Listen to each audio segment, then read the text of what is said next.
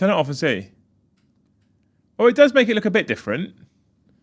I didn't realise we'd left them on, and I was just going to leave them on, to be fair, but you've come and saved the day, Joe, haven't you? So, as is always the way. Joe is the saviour of our day.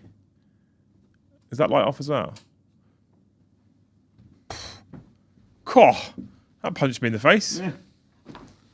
It's bright, that one. Should we turn it off? No, it's right. It's fine. It's good. Good afternoon, everybody. Welcome back to the channel. Thank you so much for joining us on this fine Tuesday afternoon. I say fine. It's a bit like the weather's all over the place at the moment, isn't it? It's like rainy, then it was sunny, then it was raining again. I like it. Why? Because it just starts to feel like we're heading into winter. We are. We're heading into pumpkin spice season. Oh, I haven't put my salad in the fridge yet either. Ugh. I was late in today, chat. Being late today is a me fault, not a Joe fault. I know people were claiming about Joe get off the toilet. It was on me today. I'm running late this morning with stuff that I've had to do. I've been all productive. He has been all Liam's productive. been all lazy. Yeah, I mean, I wouldn't go that far. He just turns up late, strolls in. Just does what he wants, yeah. Don't make me put my hood up. We've got lots of little things to talk about today. The main topic we've set for you wonderful humans is around Drukhari. So if you have kept an eye on Warcom yesterday, I think, was it yesterday? Yeah, yesterday, Games Workshop showcased 2 brand new Drukhari models. And Joe, for the channel at least, is our resident Drukhari fanboy. So I thought we could perhaps ask him what he thinks about it, what he wants from it. And we'll dive into that in just a second. There's other stuff to talk about as well. Joe's got a couple of cool ideas. So if you were around on Friday and you were there for After Dark, we were talking about the fact that there is a struggle on YouTube at the moment. I have discovered over the weekend, as we spoke about yesterday, that some of those troubles aren't our fault. Like, YouTube is being weird for a lot of people. And there's some massive channels with millions of followers who are saying, we're having problems with views, what the fuck is going on? Which makes me feel better that it's not necessarily our fault, but it also doesn't necessarily help. So we're looking at ways in which we can try and maybe improve or increase the amount of content we throw out for you people. Joe's had some cool ideas. Actually, one of them so cool, I want to talk about it today later on as well. So if you stay tuned for the next maybe half hour, we'll probably dive into that idea. I love it, and it's kind of channel meme-y whilst also being a bit genius. Yeah. But I want to know what they think, because they're like, no one will watch that. I think it is genius. I think it's great. Yeah. I think it's an amazing idea. So we'll jump into that in a bit as well. And otherwise, what you can do for us in the meantime, because this is free, is you can hit all those magical YouTube buttons for us. You can hit the like button if you enjoy the content. Smash subscribe if you haven't already, and hit the bell notification icon if you want to be notified of future uploads and go lives and all that stuff. And obviously, the most important thing you can do to support the channel is donate via either memberships, gifted memberships, or super chats. It's super helpful. It's super important to us. You're all amazing. Thank you so much, Cray, for 10 gifted memberships. Thank you, Cray. I hope that you get to rename all crayons. What would you call a brown crayon? That's probably the wrong one to ask you about, isn't it? A blue crayon. Smurf. Yeah. Cool. Okay, brilliant. Right, so, like I said, yesterday Drukhari were previewed. I don't know if previewed is the right word. They showcased 2 new models, which I think are sexy. Yeah. I really like them. I like one of them a lot, and the other one I have opinions on. So I like the lady one a lot. I like the Archon, apart from one like weird clown face. I opened this because I had to check the Warcom article. So I like the one with the helmet on, who's got like mask and then a mask. He's got like 2 masks on his head. Yeah. That guy. I also like the other main picture head. I don't like the boxed head. The box head is very like weird clown face, like weird grinny clown face. Yeah, I don't like that. It's like kind of like I don't know. I guess it's a bit of like a kind of like a bit of a poop eating grin, isn't it? He looks like a molester, and I don't. Yeah, which I mean he's Drukhari, so. But like what annoyed me is the one with the helmet on. They didn't give the soul trap, because the one with the helmet on and the soul trap is the artwork for 6th, 7th edition, but it's also based on the old metal model, which is my favourite Drukhari model of all time. But logically, you'll be able to build that. Oh, yeah, so basically, you just put the soul trap in that hand, done. Yeah, Literally, it's all they had to do, but they fucked it up. But I have a problem with... Full stop. Lady Malice. Okay, why? I think she's cool as shit. She is a great model with some small problems. Okay, what's the small problems? The no veil face, just the plain face, is the most dead-eyed statue face ever. It's like she's just. I have no feelings on this matter whatsoever. Kind of face. Just. I don't hate it. Okay. It's a nice sculpted face, but there's like no. Because her pose, because she's kind of Archon-esque, right? Because she's like leg up Lady Gaga lady. Is she's got high heels on, but she's kind of tiptoeing high heels. And that pose, to me, is more witch cult. Her pose makes more sense witch cult than Cabalite. Because, there's no, aggression in the pose. She looks like she's about to, do a swipe, but she's just like... kind of thing. She's not, screaming or shouting or laughing. There's nothing going on there. But the veil face, perfect face. The sculpt itself is stunning, but I just feel like she's just a bit dead-eyed shark, That's not the face of someone who takes pleasure from hurting people. Okay. Yeah. But on the whole, we say the models are good. Oh, the model's great. I can't wait to build them and paint them. I'll definitely run them 100%. Okay, so in the last few years, we've had quite a lot of different iterations of Drukhari. Games Workshop have kind of been a little bit all over the place with them and how they want them to work. So what do you want from a Drukhari faction? I want to go back to 8th edition with a small tweak. Right. Which was the cascading power from Pain's abilities that they had. But, 8th and 9th was a really good mix, but it was too powerful in 9th. In the 9th edition Codex was mental, right? Because I like the idea of getting +1 to hit, +1 to hit, shooting and combat, or +1 strength, plus advance and charge, blah blah blah. They didn't need the advance and charge army wide. They just needed the stratagem, right? But I like the idea that they just get more and more worked up, powered up as the game goes on. Yeah.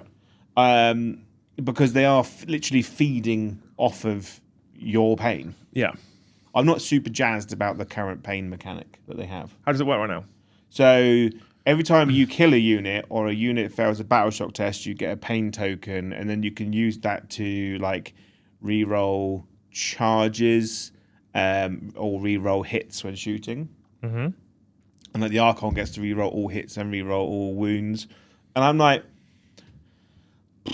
I don't it only kind of really makes sense if everyone had a soul trap. I feel like that only makes sense when that unit kills a unit. Mm-hmm.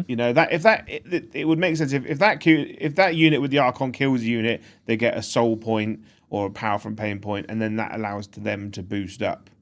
But when it's just a random mechanic army wide, it just doesn't feel right. So if a unit dies on the far left hand side of the table, and then you spend a pain token to boost the unit on the far right hand side of the table, it doesn't kind of really work. Yeah, I just think it makes more sense as they're more selfish, aren't they? They're each everyone's vying to be top dog. Yeah. Right. And it's just it's a mechanic I'm not super meshed with. Okay. But yeah, I like the idea that as an army, as we're all hurting people, we're all getting better. And combat drugs were awesome. For witches and stuff. I was a big fan of them. I want them to come back. Because I just think witch cult's my favourite. Do you think Drukhari's lost some identity recently? Yeah. The problem is they've been really hurt by the fact that they had a good codex in 9th edition, which was a bit of a sine wave of out of the gates was absolutely mental broken. And then it's just been all over the place. And then they've had to wait basically 2 years to get a codex because they've been in index. Before, I always really liked the idea of having the little detachments, the little combat patrols. So you could take a combat patrol with an Archon, a combat patrol with a witch, and you could take a combat patrol with a homunculus and do that kind of stuff. And that really kind of brought the feelings of their back in the days when you actually had to raid. Pick specific units to make a detachment. Yeah, I think if they can bring that back, that would be cool. Or I want to be able to do all homunculus coven or all cabal or all witch cult. That's what I would like to see. But it's just a case of whether they do or not. I don't know. I'd like to see that. I'd like to be able to run a full witch cult. I really like Witch Cult. I'm less bothered. I don't like Homunculus Covens very much, and I'm okay with Cabal, but I like Witch Cult best. Yeah, Witch Cult's always been. Lilith has always been one of my favourite characters in Warhammer. I'd say just behind Abaddon. Abaddon's always on the top of the pyramid if I have to pick one. But I think like Lilith's like down on to the side, next to Seth. Okay. So we want a better power from pain mechanic. Yeah. Combat drugs return in some form. Yeah. It's quite simple to ask this kind of stuff. Also, really, I want good succubuses. Do you remember the Triptych Witch Succubus? Yeah. Who was fucking But this is where the balance is difficult, right? Because what I find is like a generic character with an enhancement that makes that character mental. The problem you have is that's the only version of that character you ever see. No, what I want, right, is it just not to be terrible. Because she was busted as shit in 9th edition. Yeah. Right? She was mental. And then much like most armies that were a bit mental in 9th edition, the units just get absolutely slapped down in 10th. Like at Tyranid Warriors. Tyranid Warriors are terrible now. Like all out 10th now. The Succubus has just been so much worse than the witches that she leads. She's supposed to be like a gladiatorial like nightmare, right? And she hits like a wet sponge.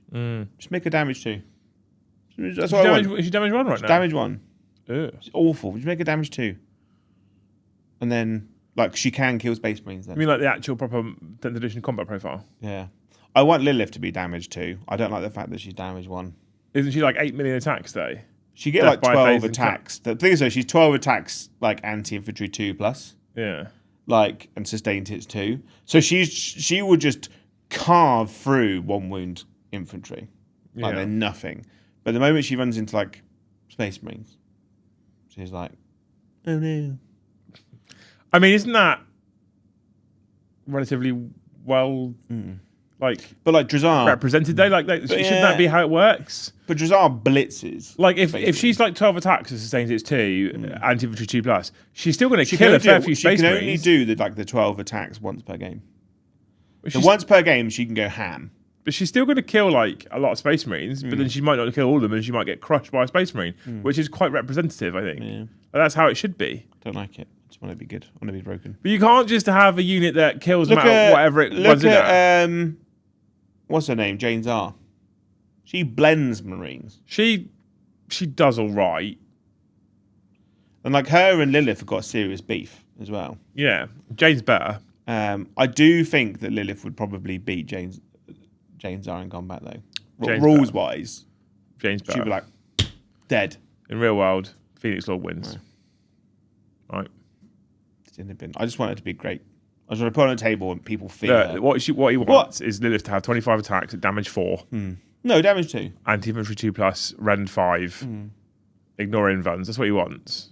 Can't take for no pains. I want her to be the equivalent of the Lion. Cool. She's about the same age as the Lion. Is she? Because he was asleep for so long. It's like Captain America. That doesn't mean he doesn't age. Just fell asleep. Like Gilliman hasn't aged. They just froze him like Putin. Not Putin. What's his name? Yeah. The Russian guy. Putin. Not Putin. It wasn't Putin. Who's the Russian guy? They're gonna bury him soon. They're burying him this year. He's been laying in state, like frozen in time for ages, and they're gonna bury him finally. I can't remember who it was. Lenin. I want to say Lenin. Little aside. I was learning about Lenin on a. Was it because of Finn versus History? Yeah. Yeah. Lenin. How did I know?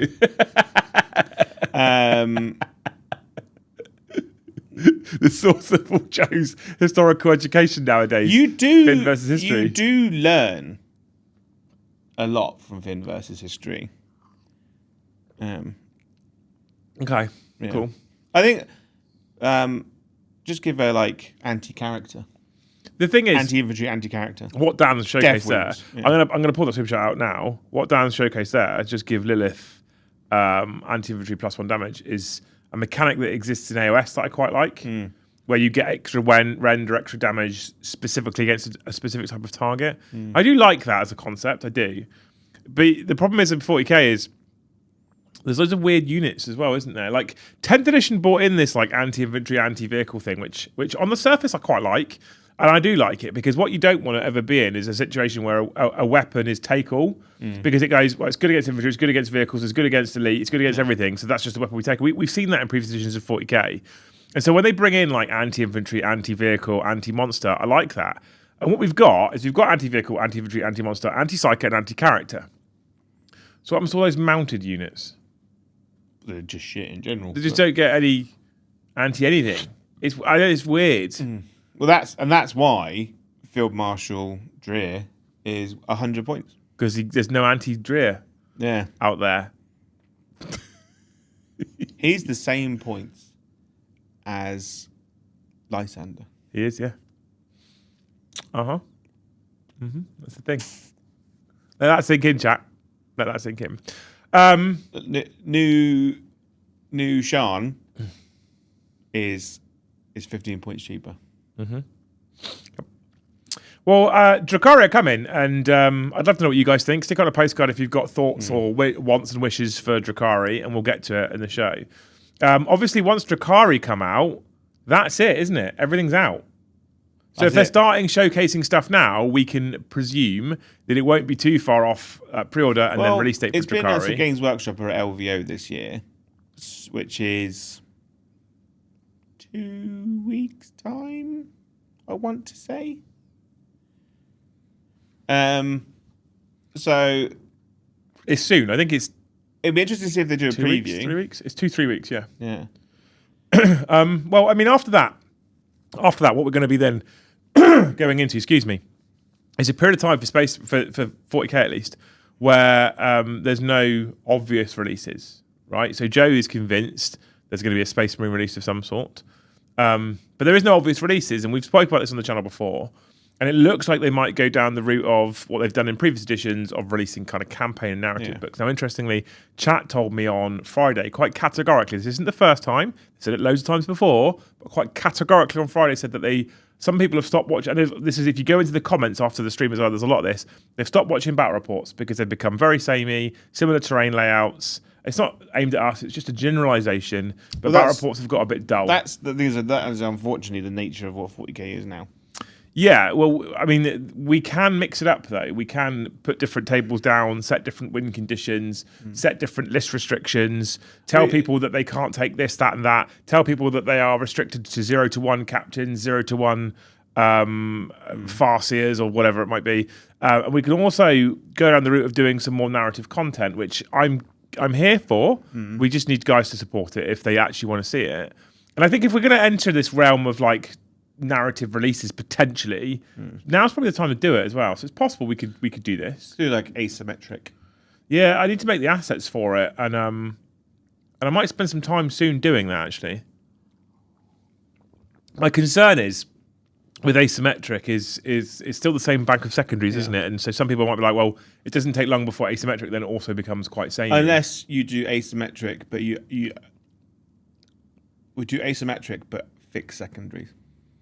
Yeah, maybe. So I just think do, like we just go like from now on, like it's like obviously when we do, well, say when we do codex reviews, we raw dog the rules. We play the rules as they are, nothing mental. Which, let's be honest, is only 2 codexes, right? And then we just do asymmetric, or like all battle reports from now on is fixed secondaries. No, I don't want to do that. Or asymmetric is fixed because fixed secondaries makes it more dull and predictable than the random draw secondaries. Yeah. And I think asymmetric will be fun to run for a while, and I think it gets to a point where it also then becomes repetitive. So we need custom narrative scenarios. I've not got the boarding actions terrain out for a while. I've not got all the zone mortalis terrain out for a while. Yeah, we can see. There's things we can do. I've got all the things at home to make a full orc board. I've got all the things at home to make a full trench board now. I'd like to spend some time documenting what I'd love to do. Here's the thing I'd love to do, right? I'd love to spend some time documenting all the units we have for the armies so that we can go to, like, I don't know, Thanes or whatever, or a membership tier and be like, Joe's playing Raven Guard and Tom's playing Orcs. Make a list, go. Yeah. And figure out how we can do that. Because you're going to end up with... It's going to be hilarious because you're both going to end up with armies of shit that doesn't work. That could be fun. What you do is you create a...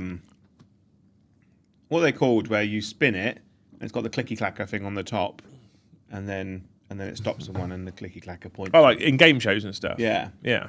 Is that you do your army list that way. Yeah. That would be brilliant. So I don't know if you could create... If someone has created a digital asset that you can just fill the holes in with. Yeah. And then you go... The difficulty for that is mostly points, but yeah, that'd be cool. But I think you just go... You have to have this character. You have to have this unit. You have to have this... Like... It'll go like, here's 5 units you have to have in your army. Yeah. And then you fill in around it. So that's a concept we've got that I'm going to probably do some work on as well. Joe's got a new concept that's not narrative battle reports. Did you want to explain your concept to people? Bum fights. I mean, not that one. Oh, okay. But yeah. It's called Only Top Down, right? Where it's just a pre-recorded battle report, which is only top down. And we do all the rolling on the table. So the start of the game is, here's a picture of an army, and we talk about it. Here's a picture of an army, we talk about it. Here's a picture of the table with no units on it, just the terrain. Picture of the table of us deployed. And then you roll off, and then you just play the whole game in only top-down. Have voiceovers, maybe double speed the movement phases to speed those up to reduce the time. It's just that, because people always complain that there's not enough top-down. People complain that there's too many talking shit. It's like people are having too much fun. The game's too enjoyable. We just want just pure game, right? That you can fit into 45 minutes to an hour. It would, in essence, become a videoed, digitalised version of Games Workshop's old White Dwarf battle reports. Yeah, essentially. In essence. Which I'm kind of here for. Yeah. Yeah. And I think it's just good, like, in terms of, like, content creation time, it's relatively quick because you're only recording one camera on the top down. So in terms of editing, you're not feeding loads of resources into one place. So it's literally just cut, shorten, like cut, times 2 speed, take out a little bit of it, like noise there, done. And it doesn't require like a lot of one person's time. What I would also do is I would like, if we can make sure that when the people are doing the filming, they're conscious of this, we can literally, we don't have to speed up movement phase, Joe. We go start of movement phase, and then it fades to end of movement phase, and I can add a bunch of digital arrows on the screen to show it, literally like the old White Dwarf battle reports. Because honestly, from an editing perspective, that is seconds to do that. Super easy. Yeah. And then you cut out all of the movement phases from the game. Yeah. And that brings the time frame right down. And then, because literally, in terms of assets, it's just arrow. It's really easy. Maybe like run or advance or whatever. And then, it's quite easy to do. And it only takes 2 people to create it then as well. So I could come in. Tom's got a stupid job now where he works 9 to 5, like an absolute dweeb. But like, I could do a game in an evening with him, or if Paddy's got the day off, just come in, call a game, And because it's pre-recorded, we can play more armies in the sense that because we can check the rules, and all we do is just cut that time out. We just cut the time out, 100%. It's just top down. I think I actually kind of love it.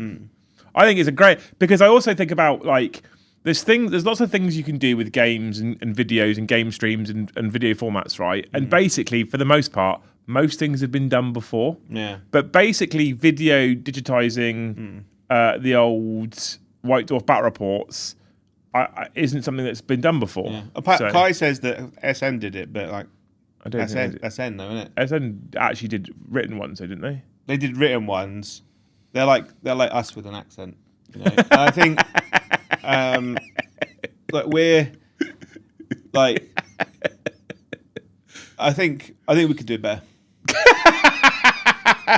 No offense to Pardo. Pardo's lovely, and the work that they're doing is great. But you competition makes us all work a bit harder, doesn't it? Yeah. Look at Call of Duty, now Battlefield's out.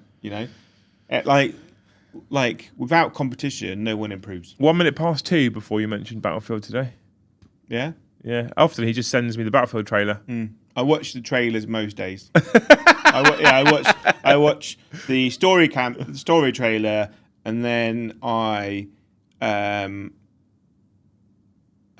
the multiplayer trailer, and then I wind myself off and I start my day. Yeah. So let me know what you think, chat. They did the written White Dwarf ones, and they definitely started doing that, and it wasn't working for them. And that was part of what they used to have behind their SM Plus subscription model, and then they changed into video recorded battle reports, and it was essentially their video when they started their video recording. I think, if I remember rightly, and I don't want to slander a person here, but I think it was just the same as what everybody else was doing. Yeah. Handheld camera. I think that's still what they do to this day, pretty much, with a added fixed top down. I'm not sure. Yeah, and then things are and it works for all game systems. Like it works for Age Sigmar. Like me and Adam and Dan can play Old World. Because Old World works really well for only top down because everything's in a block. Yeah, it works really well for that. If we can get a beautiful top down angle that records and it's all squared and nice, and I can literally move arrows and shit, I'm going to be so happy. So happy, Joe. I think it'll work. And then I've been measuring out the pre-recorded for terms of codecs and stuff, bits of wood, and I've got I got a table out which is measuring where Joe's built a fake set, a fake set where he's used bits we have to lay out how he thinks it should look and work, which requires us to now buy furniture to make it happen! !Gift. So basically, all we need is an L-shaped desk, which is basically the clone of the desk we have here, and 2 Calyx shelving units, but they're the 3x4s. Well, I think we're going to need more than that, but no, it's 2 because you've got one like that and one. Yeah, like I know, but we also need to think about the window and the backdrop and what it's looking at, what the cameras are looking at, and behind. And if we go soft focus, that's fine, but then we have to make sure that the subject, i.e., the thing you're painting, is in focus. Well, otherwise they just do the blue carpet. Or we make the table wider, so when it's over the top, then it's maybe we can get sponsored by one of those those computer companies that do the uppy downy tables. I don't think we can. We're already affiliated with Secret Lab. Well, they do uppy downy table. Yeah. Look, if Mikey's being sent free tables, we should get free tables. It's free for everything. But I like the idea of the Calyx shelf because you back it off, and then you could put your Lego on it. We could put big models and books.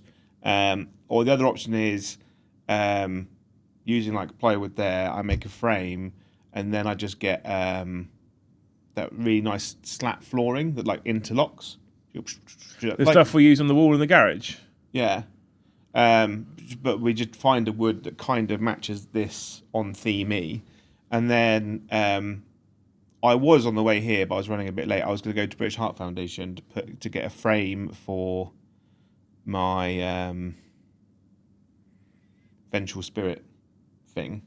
Right. I want to get the Old World poster properly framed, because then if you don't have the Calyx shelves, then obviously it creates more space, because the Calyx shelves are about a foot deep, so you gain a foot of space all the way around, and then you just put nice pictures up on the wall. Calyx shelves are beautiful, but I feel like you need to have them lit, and you need to have you have to have something in each square to make it look nice. Do you remember when Artis Opus gave everyone those really nice?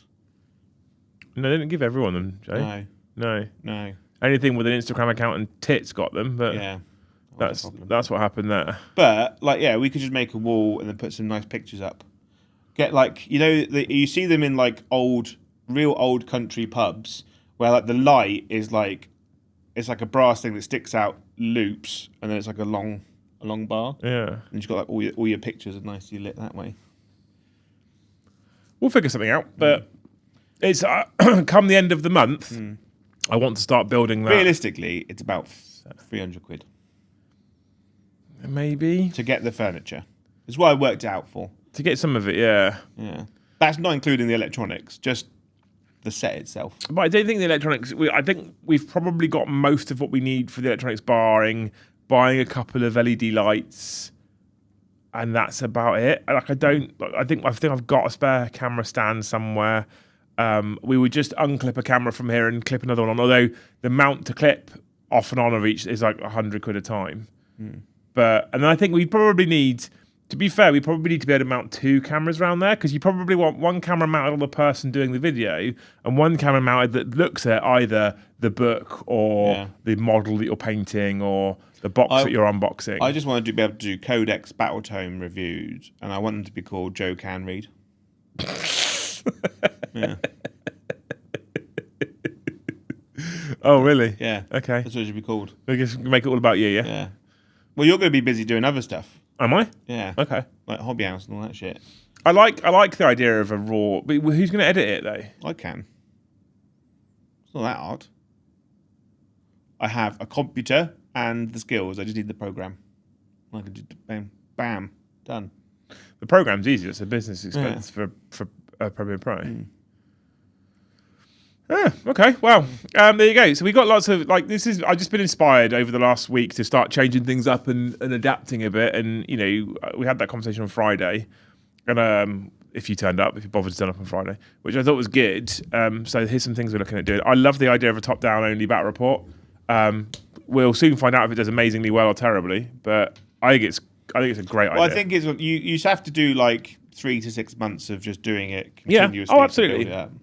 But I still think it's a great idea. Like I think the idea is brilliant. Yeah. If we can make it work, I think the idea is brilliant. Honestly, I love it. I think the idea of that is better than some of the other things we've got ideas for. But the other things I think we've got ideas for are also good. So, paint the armies, play the armies, edit the armies, sing the theme tune for the armies. Yeah. Can Joe use a computer? People think I'm an idiot, but I'm actually quite clever. That's the reason. The reason why people think you're an idiot is because you play the role of an idiot. There was a magician that, for his entire life, everyone thought that he had to walk with a cane because they thought that he had no bottom half of his leg, basically, for his jokes, and in reality, he did. When he died, they're like, "He's got 2 legs. Where's this?" He was like, "Magic." Because it was the art of basically him pretending to be all feeble and weak, when in reality he wasn't. You mean pretending that you can't do something so someone else just does it for you? Yeah, like with Paddy making tea. Exactly that. Yeah. Pretty sure the only thing Joe uses a computer for is porn. Well, this is the problem, isn't it? Now that that's banned, basically, here, No one uses computers for porn. No? Yeah. Get it on widescreen. Only people on... You don't put it on your computer widescreen when she's out? No, I've got a projector that I put on the side of the house. And just stands in the garden. Naked. Yeah. Yeah. I'm here for that. Yeah. No one uses their computers for it anymore. So I'm really excited for Drukhari, but talking about deviants. Talking about porn, I'm really excited for Drukhari, but I'm actually a little bit concerned. So basically, I have wanted to do Drukhari again for a long time. Obviously, Dan was here with my Drukhari the other day, and when he gets out, I'm like, God, I miss that army. God, I want it back so bad. But because I love that army, and I was thinking about when I do the new stuff eventually, is that I'll probably just do them in a similar scheme, base them in a similar scheme, because when I get around to doing like my own army again, I know the foundations of what I got to do. But the issue is that none of it got updated, and the pictures of Lady Mace and New Archon, they quite clearly look bigger. Well, this is the thing. So it looks like on the surface we're not getting anything more than these 2 characters, but they haven't said that there's not more. But I feel like if they were going to do a big range refresh, then the first release day they would have just shown us an Archon and Lady Malice. I feel like they'd have shown us at least something else. Yeah. So I was legitimately in the camp. Well, they've left it to the end of the edition. It's the last release. Sure, it's gonna be a big one. Yeah. New witches, new Cabalites, updated XYZ, new grotesques. This kind of makes me think maybe they are the starter box army. For 11th. Old Leak Rack Oh. is saying it's orcs. That's what all of his sources say. Of course. Is orcs.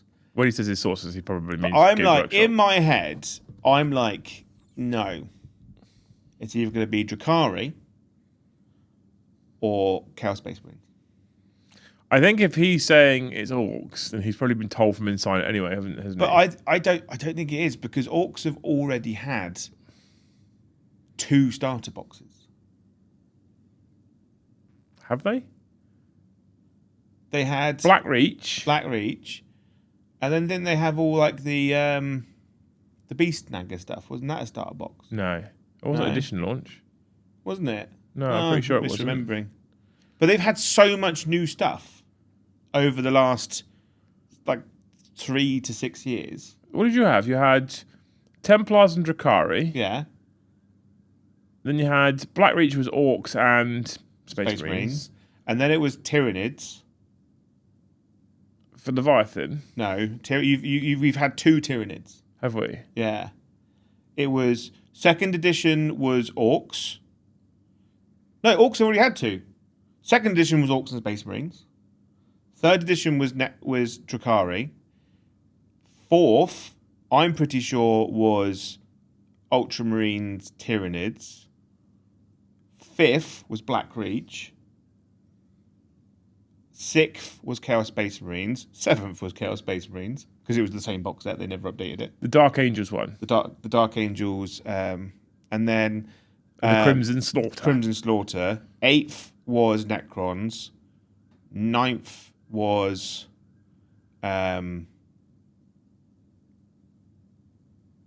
who was 9th? No. 8th was Death Guard. 9th was Necrons. 10th was Tyranids. Yeah. So we still need... Drukhari needs a second run of a starter box set. And I do think that they're probably overdue it, because they could do a starter box set which has got new Cabalites, new Witches, new Homunculus, new Grotesques. Like, they are great because they're quite clearly... But obviously Chaos Space Marines have only had 1 starter box as well. There was over 2 editions, but it was the same starter box set. They just swapped out the books. Okay. Orcs have had 2. So it's Chaos Space Marine. Obviously, Necrons and Death Guard, I don't think will be in a starter box again for a little while. You know? But then there's stuff that hasn't been in a starter box. Like, we haven't had World Eaters in a starter box. Like, Thousand Suns would be a cool starter box. Emperor's Children. I don't know. I think that Chaos raises, in a starter box set at least, if it's Chaos Space Marines, any form, raises the problem of it being power armor versus power armor and not really showing off the universe. Like, Chaos, if it was demons, I'd get it, maybe, in a starter box, perhaps. But I feel like Chaos Space Marines of any flavour versus Space Marines, it's like, oh. Demons would be an incredible starter box. I think so. Space Marines versus demons would be cool as shit. Yeah. Think of the things you could do with that. Because they're quite... Because people are like, oh, I'd see Tau in the starter box, but Tau aren't clearly bad guys. And the starter box set has to be clearly good guys, clearly bad guys. Yeah, I agree. Yeah. And it's almost always going to be a flavour of Space Marine. Yeah. Versus something. I don't think it will be... Calvin says Grey Knights. I don't think it will be Grey Knights. No, I feel like Grey Knights are too niche for power armor. Yeah. Because basically, non-Grey Knight players becomes a split market. Because Grey Knight players will buy it, right? Yeah. And then every other person that plays this hobby is like, oh, I don't really care about Grey Knights. They're too... whereas everyone has Space Marines. Yeah, Grey Knights are too divisive. Yeah. 100%. The other option is they could do Guard versus something. I don't see it. I don't see it happening because they're too low points. They're too low points and they're too much niche to play. Calvin also says wishful thinking. I get it. Like, Grey Knights absolutely deserve a model refresh. And it's tragic what's happened to this edition, quite frankly, in terms of modelling. Do you know what I'd like to see come back? They've not done them in ages. I kind of missed them a little bit. Do you remember they used to do a box set which was 2 armies versus each other, and you maybe had a new character for each side?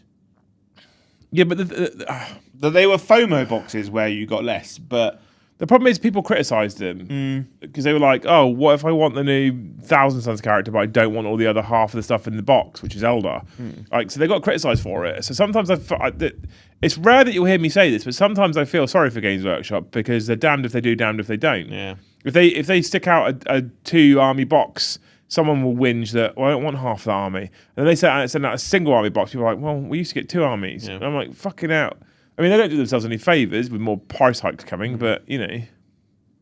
Like Ponsford said something I said the other day is have multiple starter boxes. Yeah, so this is where I love the idea. And I think if you really wanted to make Combat Patrol a great thing, what you could do is you could conceivably launch a starter pack which has rulebook, maybe a fold-out mat, a bit of terrain in, dice, etc. And then you perhaps launch a starter set for every army that's like Combat Patrol but better than Combat Patrol. Yeah. So that if you are a Eldar player with a new edition and you also play Space Wolves, for example, you don't actually get lumbered with Tyranids versus Boggo Space Marines that you don't want to use. I think you make the narrative, so you do Space Wolves versus Orcs, because you don't want power armor versus power armor, right? You do like. But what I'm saying is, as an Eldar player, if I was able to buy the starter pack and then buy the Space Wolf starter box and the Eldar starter box, that's all new shit, which is never going to happen because they're not going to put out much new stuff out. Like, at least then I'm not stuck with a Tyranid half or a Boggo Space Marine half that I don't want. Like, if I think about the last edition, Leviathan, that came out. In fact, for the most part, if I think about all of the previous editions that have come out over the last 3 editions, at the point in which they came out, the only half I ever cared about specifically was the Necron half. At the time I was into Necrons. Otherwise, I've just not been bothered by any of the stuff that's in it. Now, I'm in the incredibly privileged position that Games Workshop send me that box anyway. Yeah. So to get my hands on the rules day one, I haven't had to spend any money. Thank you, Games Workshop. You're amazing for doing that for me. But I do think about the people that are like, because some people out there, and it happens, it's rare, but there are people out there that are single faction guys, right? They are, I am a guard player and I'm only a guard player. Or they are, I am an orc player, I'm only an orc player. Then when an edition drops and it's got a rule book in it and half Space Marines, half Tyranids, those people are like, cool, I don't want any of that. Yeah. I'm not really interested in any of that stuff. But those starter boxes often become like I could start one of those armies. Yeah, right? Which is of course what they're after. I don't believe that anyone is a solo army player. Hands up in chat right now. 240 people watching, right? 2 things. I want you to put a 1 in chat if you have 1 army, or a 2 in chat if you have 2 or more army. Yeah. And then I want you all to gift a single membership as well, because we're on 20 right now. I think I don't believe the concept of a single army person exists, because there's always the temptation. Everyone that has 1 army always goes, ooh, I might start Tyranids, I might start Tau. There's always like, oh, that's a cool character. If you could start any army right now, fresh, just for your own, what would it be? What would it be, Joe? Just full, fresh. Any army you want, fresh, unlimited budget. White Scars. Oh, really? I mean, I've started them in the sense like I've got a bunch of stuff and I've kind of built it, but I really want to paint it, you know. But there's stuff I still need to get for it. I think White Scars are just a really good modular painter army. I wouldn't want to do the white. So far, we've got 6 1s in chat, by the way. I'm really enjoying painting yellow. And painting yellow is obviously quite scary, but now I've done it, I'm like, oh, maybe White Scars won't be that hard to do when I get around to doing them. Yeah. So far, we've got 7 1s. Gnomes. So far, we've got 7 1s, mate. Yeah. Which is more than I expected, to be fair. We've also jumped from 20 to 28 members to 29 members. Yeah. But then, like, it's like I'm really enjoying doing, my partner very kindly picked me up a Company Heroes box set. I'd already converted up to Company Heroes, and I'm now converting up some Company Heroes in Black Templars, because I want to do my Imperial Fist army. I want to have like a contingent of like Templars that are with them, but I also want 3 units of Company Heroes because I think they're funny. I don't know why. If I could start any army right from scratch now, I don't know which one I'd go for, you know. Evan got us a 30, yeah. I do realise that White Scars aren't yellow, but yellow is a scary colour, so is white, and I'm enjoying like testing myself, painting new things, as it were. Like, would you say Space Marines are your favourite in 40k? oh, Space Marines are all. I was talking to Mr. Josh last night. I have discussed. I just really fucking love Space Marines. I know you do. Yeah. Space Marines are my favourite faction in terms of building and painting and playing with, and that includes Chaos Space Marines, right? Just the concept of a Space Marine is just awesome. Don't you think though that Space Marines in general, it's much easier to have a cohesive force on the table compared to Chaos Space Marines, where some kits are really nice, some kits are a bit shit. I love converting Space Marines, right? And I think that's the difference, right? Because people are like, oh, the Space Marines range. I'm like, be the change you want to be, all right? Or be the change you want to see. It's like I want to do. I'm primed to do an Iron Warriors army. I'm just waiting for 2 releases, and then I'm in head first, you know, and that is Horus Heresy Breaches, Horus Heresy Assault Marines, and then Daddy Likey, right? I just want all Iron Warriors because, like, I've got like, the Havoc and stuff, but I want Breacher Marines to be my Legionnaires because I think like that's so Iron Warriors, it's so cool, and obviously, like the new jump guys just look amazing, and I'm like, they're my Raptors, you know. I like the idea of doing like a Iron Warriors assault force, not like because everyone does like the siege version of Iron Warriors. I like the idea they do have entire assault companies in Iron Warriors, and that's what I want to do. Like mean, aggressive. Everyone's got maces. I was looking at the Horus Heresy weapons upgrades like box set they sell, which is £30 by the way, but you get a lot in there though. What are you getting there? You get like maces, axes, power swords. Those power swords where like pulling out the sheaves. There's a bunch of like 2-handed thunder hammers in there, and like once those are out, those 2 boxes, it's hard. They're an easy army to paint as well, but just like the idea of just building, converting them, right? And I just love Space Marines. Like me and Josh play Space Marine all the time. How you're still playing that, I don't know. They've had a massive update, like a huge update. Can you climb over little ledges now? No. Cool. Not You're a Space Marine. Your leads can't go higher than like this table. But they've added loads of weapons. They've added like loads of like you know, like obviously you've got like the co-op missions that you can do. They've added like challenges on top of them. So like that make them harder. So one of them is you could only see 10 meters ahead of you. It's just all darkness. And when you're doing the mission, you're being followed by an unkillable lictor. So you have to get through, not being able to see, and the whole time you're being diddled by a lictor. That doesn't sound fun at all. But it's awful. It's great because it's like a real challenge, you know. And then it's like when you get hit by like 3 lictors at the same time, you're like, which one is the unkillable one? It's so much fun, right? Or there's versions where it's like, oh, one of you's got 50% extra health, the other 2 are invincible, but all damage they take goes on to the one randomly selected person. And when that person dies, the round ends. So like the 2 people are like really gung-ho to go and fight people, but then you're like, please stop being punched because I'm dying.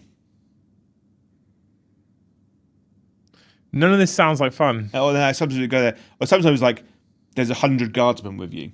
You're just running around and there's loads of guardsmen everywhere, which actually makes it easier because they're just like taking the brunt of all the attacks. And then once you do the missions that have the challenges, I don't know what they're called. It's like a new currency. I just call them Google Gobbles. But call them what? Google Gobbles.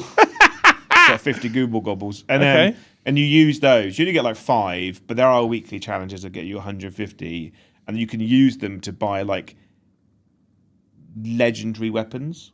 So like the power sword, there's a legendary version of it which gives you the Xenophase blade, which the Def Company one has. There's like a special bolt pistol that's like triple shot. It's like a machine pistol. there's like cool skin. There's a multi-melter they put into it. The power axe is in now, and that's fucking incredible. So much fun. And you get to be a Space Marine. And obviously, the new Secret Season 2, Black Templar skin for the Blade Guard, for the Bulwark, and Imperial Fists cosmetics for all the other Space Marines. All right, it's like they know. It's like they know.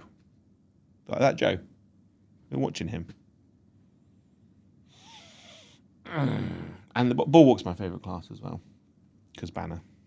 He gets the Black Templar banner as well. Because we always complain that like the banners are always Ultramarines. Yeah. When the Bulwark gets skins for his class, they are always that chapter. See, if you just shut up and you ask him about Space Marine, he just starts talking. I love that. And he won't stop. I am a Son of Dawn now. Oh yeah. Yeah. Is that a new thing about Joe? Yeah. Yeah, just Templars and Imperial Fists at the moment. Yeah. I imagine when White Scars come out, I'll be a Son of Jagatai. But I'm very excited for new White Scar Man when he appears. I've got loads of White Scar stuff ready to go. All I need is a Land Raider Redeemer. I'm going for a wee. Okay, chat. We are also, at the moment, you wonderful humans, we're on 30 of the finest gifted memberships. If you want to fund Joe's new content ideas, ! Gift, you wonderful humans. If we can get to 100, I smile like this. It's worth it. It's 100% worth it. I'm sorry, I can't be excited for Space Marine 2. I still think it's dull.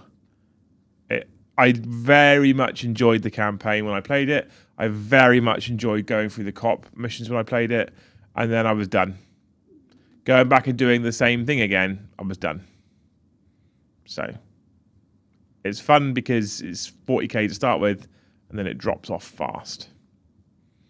But, each to their own. I was going to say something to you wonderful humans as well, and I can't remember what it was now. He's just distracted me with all of his Space Marine chat. Joe is into fists. He is, yeah. I'm currently really into slaves.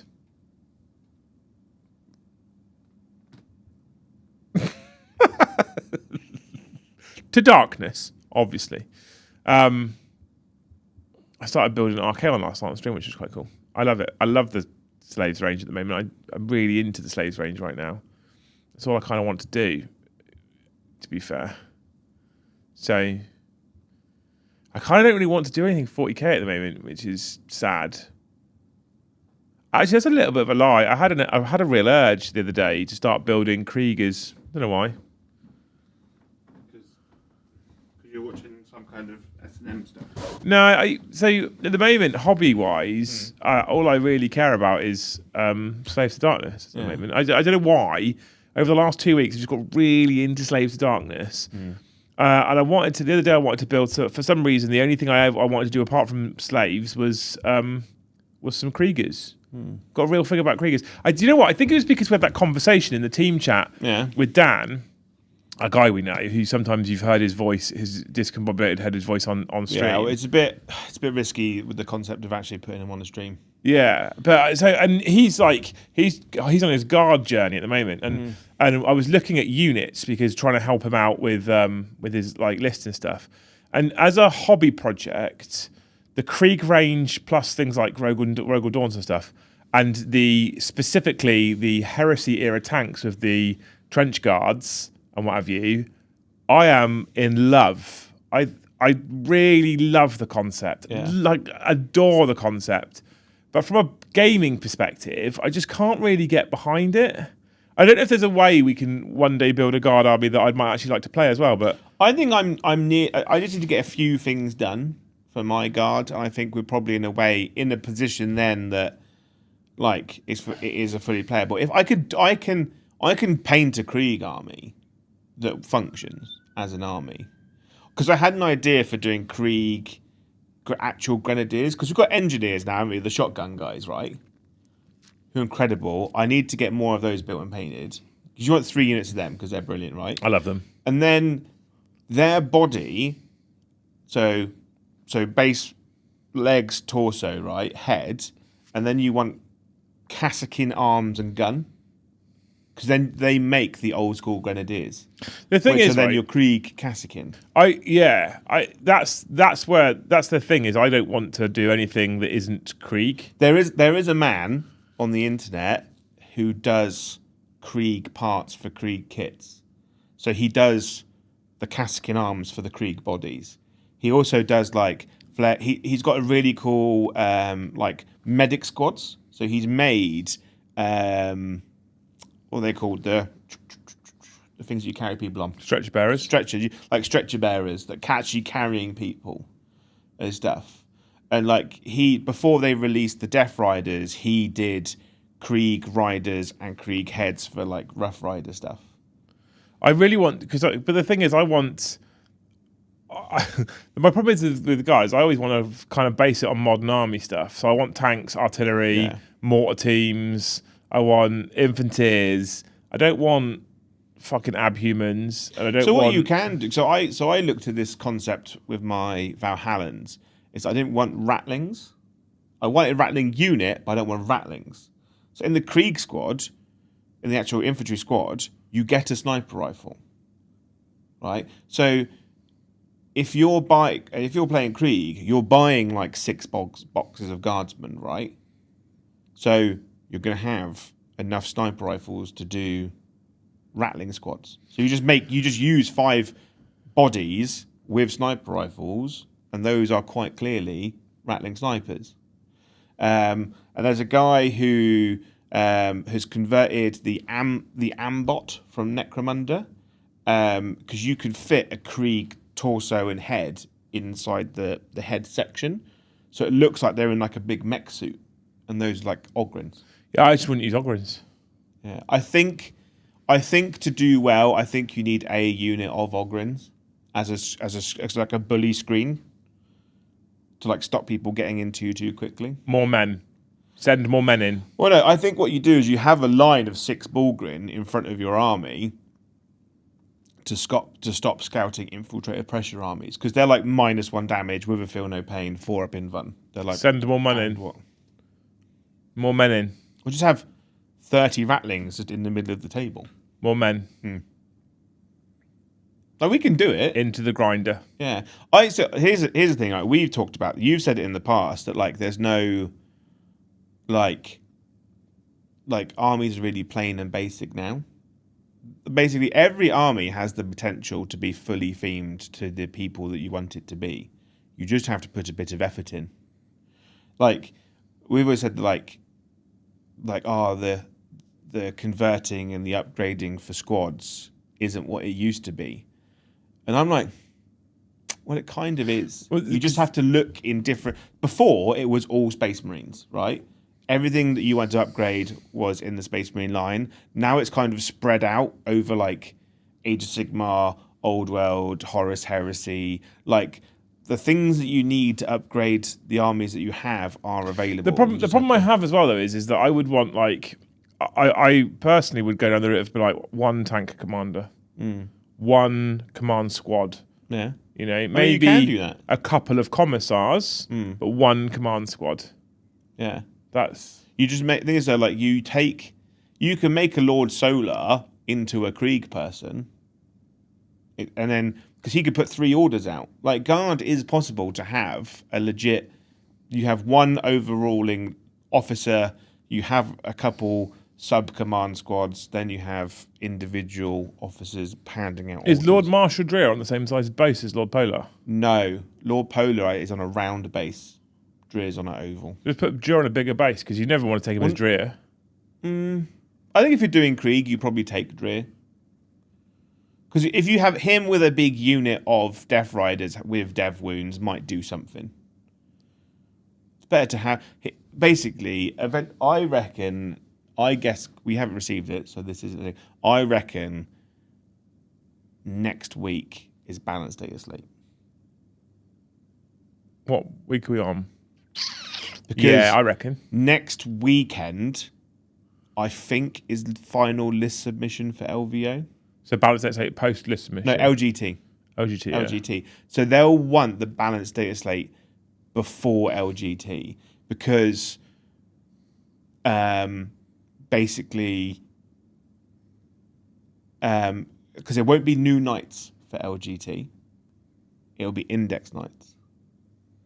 And so it's kind of like LGT, if they don't get balanced data slate out before next weekend, you're basically in a position where we already know who's going to win it. It will be Death Guard or Knights.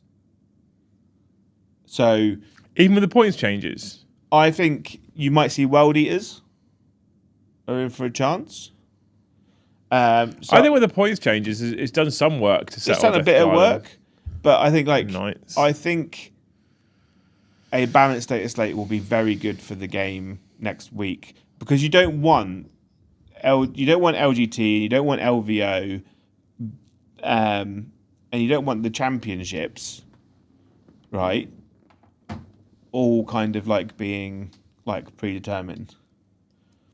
Especially you don't want LGT to build. You want there to be a crazy fresh meta going in and it all being a bit. I'm going to go do a Joe and go to the bathroom. Yeah. Because I need to use the loo. And then we should go into chat. So what you've got to do in the next 5 minutes I'm in the bathroom is get them to drop 70 members. Do you reckon you can do that, Jay? But what can I incentivize them with? I don't know. Use your imagination. Okay. You might not like it. Carry on. If we get 70 members, I'll get a new White Scar army. Isn't that exciting? I've already got like some characters. I've already got all 18 bikes. I've got Terminators, like 5 that I turned into Eben Keshig. Obviously, thank you very, very much for Mr. Roland Bain, who gifted $99 Enos for the Land Raider. Thank you. So a Land Raider. Basically, I just want to have a cool narrative White Scar force. So that'd be cool. But ultimately, it would go to help making the pre-recorded setup where I'll just do all the content. Liam can help film it. I'll do it all. I'll be involved. I'll slowly take over the channel, and it all will be about me. And we'll push him out. He could take a small, little amount of money a month to exist and potter around, in a shed, and then it should be the Joe channel, and that's what it'll be. But yeah, that's what. And also it helped go to the concept of doing only top down. Do we like only top down? We have to come up with an idea of a logo for only top down. I think it should be a pair of naked boobs. What are you doing? I'm just making sure I'm dressed properly. Oh. I don't want to come back on the show with You're really out. something hanging out, do I? So, I thought I'd make sure I was dressed properly. Right, are you ready? Yeah. Yeah, they're only going to watch me on a top down. She's like a little just thing poking in from the side of the camera. Yeah. Drop 70 Liam cosplays as. Stop right there. No, he doesn't.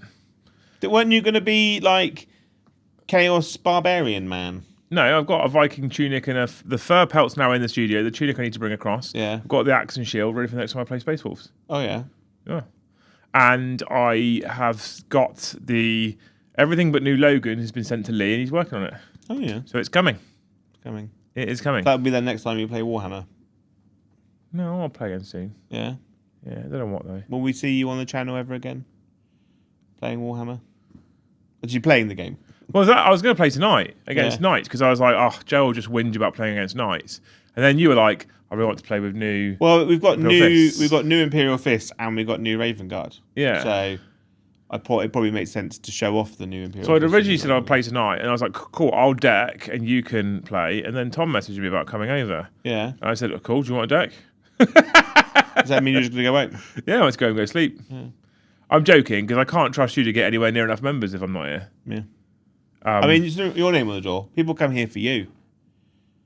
It's called the Liam Dempsey channel. Right. So it's your name. You should be here. Just sit on the shelf at the back. The problem is with everything that everyone wants me to do, me being here all the time means that there's other things I just can't do. What would you do if you went home?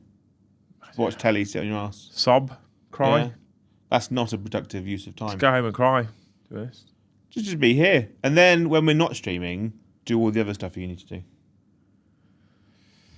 Cray, we did you. Thank you for 10 gifted at the start. Thank you also, Sam Deacon, who kicked us off with 5 gifted memberships right at the start as well. Thank you. We are currently, chat, on 30.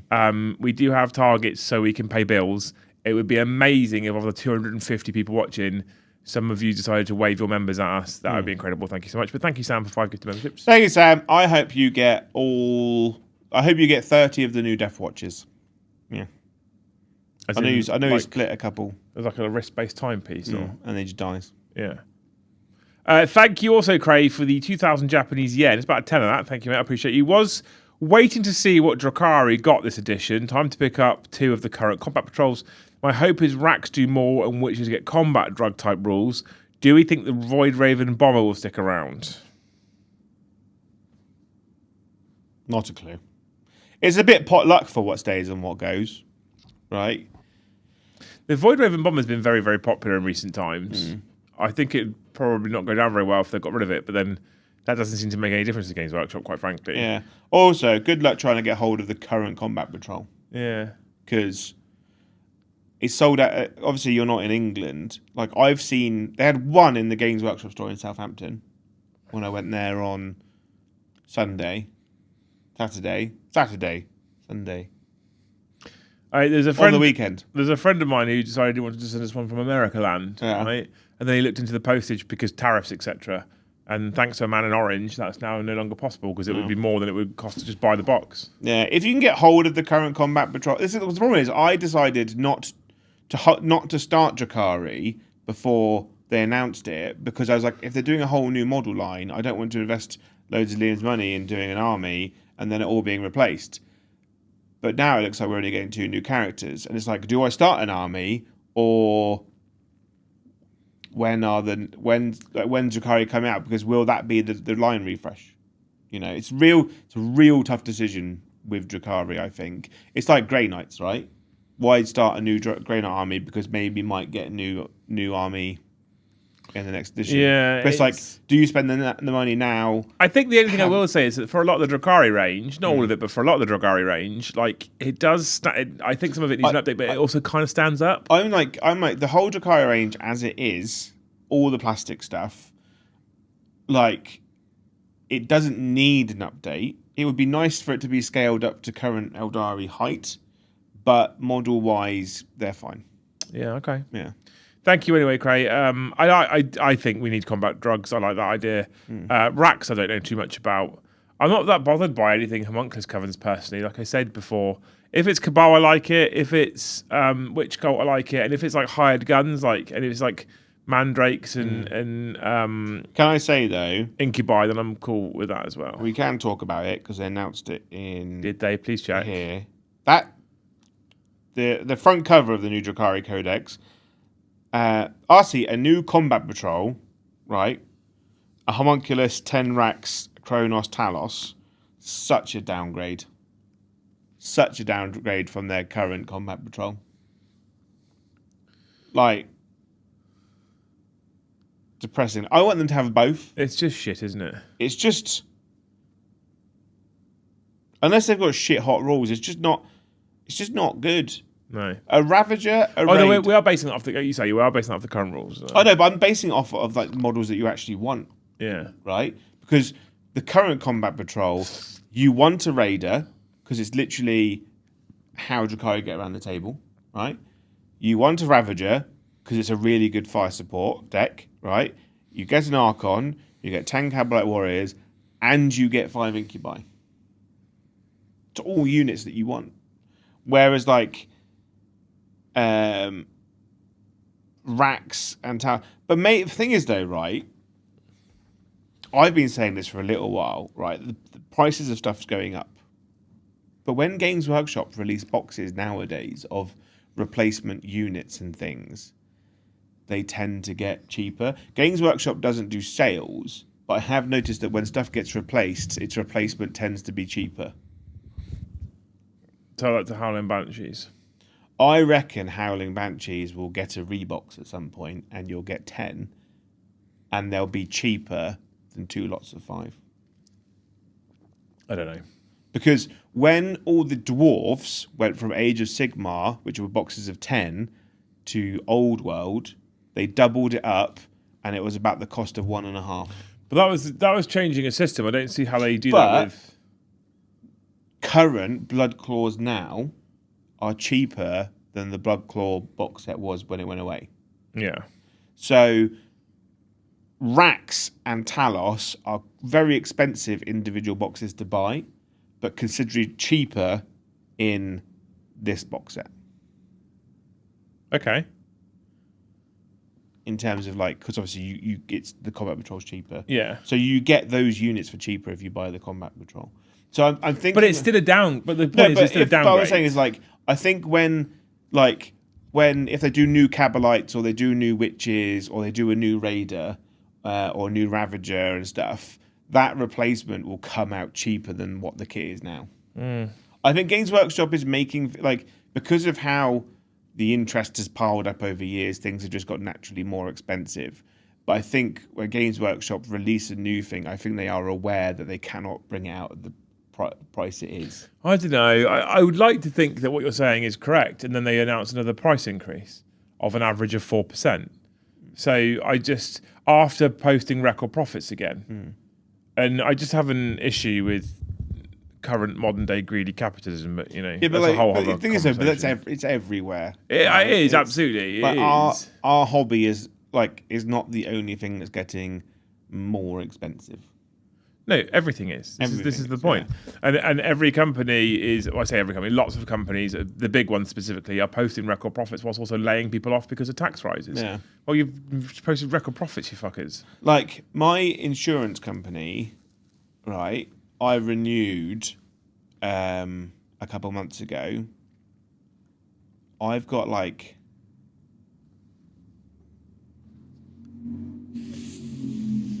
5 years no claims. Well, actually, no, I've got like 7 years no claims, right? But I did like a non-fault claim during COVID. So I wasn't claiming, basically. 7 years no claims. Guess how much my Tesco insurance went down this year? It didn't, it went up. No. It did actually go down. Okay, that's a nice change. Yeah. For the year. 57p. Oh. And I was like, I'm so insulted. I wish it hadn't gone down at all. I wish they just said it stays the same. If it helps, I have maximum protected no claims. Yeah. As well as 21 years driving experience, completely clean license, no accidents, etc. And mine keeps going up year on year, Joe. Yeah. So, you know. But I'm only driving like a little 1.6 diesel. I know, but still, that I was always told that the more years experience you have, the more no claims you have. Well, that was the your fact. insurance is supposed to get cheaper each year because you just haven't had any accidents, or I have no endorsements, no speeding tickets. Yeah, but that was true like 15 years ago. I remember after I passed my driving test, every year my car insurance got cheaper. Right? But that was like 17, 18 years ago. Now, if you pass your driving test, your car insurance is extortionate because you just passed your driving test, but it doesn't get cheaper. Thank you, Kazarian, for the $5 after that cheerful chat. New Vector side finally bring us Karendrak, aka Decapitator, the Mandrake champion. I've only been waiting since third. I don't know who he is. Joe, can you help me? I'm guessing he's just a named Mandrake character. Oh, so you don't also know who he is? I've never had that name. Cool. Okay. Thanks, Nick. But it'd be cool, you know. I would like to see a more. I would like to see an expansion on certain parts of certain armies, right? So, like, I would like to see more Scourge stuff, more Mandrake stuff, right? Because they're basically, because Mandrakes are obviously elves who are more in tuned by moving through the warp and stuff, kind of thing. Like warp spiders in a sense, but obviously Mandrakes are a lot closer to it. But I'd like to see that expansion of like minor parts of armies in all armies, right? It's like Gravis Space Marines, right? Like we've only got 2 Gravis characters. Where's like a Gravis Lieutenant? Where's a Gravis Librarian. Chaplain? Librarian. Like Guard, I'd love to see more abhuman stuff. I don't really run many abhumans, but I would like to see more of that. You know, every army has a bit of it in it that I'd like to see an expansion of. Yeah. Like Kroot are a prime example of how to do it right. I mean, in essence, some people, I saw some people saying recently, like 11th edition, what do they release now? I'm like, there's loads they can do. So I think Games Workshop, like I said before, 10th edition was a clean house edition. Yeah. Was a spring clean. You know, we as the customer, it kind of really sucked for us, but because we've lost so much. But it means that 11th edition onwards, it's only up. Yeah. From here. Yeah, they seem to be majoritively just getting rid of mostly the shite. Yeah. Sorry, Grey Knight players. And having just nice stuff. Yeah. And then there's a couple of exceptions to that rule. Obviously, Grey Knights is a large exception to the rule. But then if you think about, like, I mean, Eldar, for example, my favourite faction, arguably the bad models now are War Walkers and Viper but jet War bikes. Walkers are still good. Like, they still look cool. They look okay. I love War Walkers. But they need the elf sat in them doesn't look as good. Oh yeah, he needs to be updated. You upgrade the elf sat in them and they're fine, right? And it's similar for Vipers. They're kind of old, horrible kits to try and put together, and they don't really look great. They look all right once you've got them built and painted. But again, you upgrade the elves on them, they're fine. But they're still a plastic kit, and we've majoritively got rid of anything fine cast and resin. If you go back into the model range now and you go looking for characters and stuff, everything's new plastic, right? And that seems to be for the most part what they've done across 10th edition. And then 11th edition, let's not pretend that every single faction can't have something new that's released for them, a new unit. Because that's the other bonus about Games Workshop's IP and Games Workshop's narrative is they just write whatever they want. Yeah. We fancy this new unit. It's a thing now. They also they're not afraid to retcon stuff and bring things back. You know, like, I mean, I was talking about the other day, like Blood Angels, like they'll probably get Seth back. They'll probably get Corbulo. They'll probably get Corbulo back as a kit, because they're like the only things that realistically lore-wise are missing from Blood Angels now. Like I say as well, I do wonder if some of the decision making, and I don't know if this is going to go down well, and this is where communication could make a big difference if it is what they're doing. But I do wonder if some things like removing, for example, Librarian Dreadnoughts from Blood Angels is because perhaps, maybe, in 11th edition, they bring back a Librarian Dreadnought in Redemptor size, right?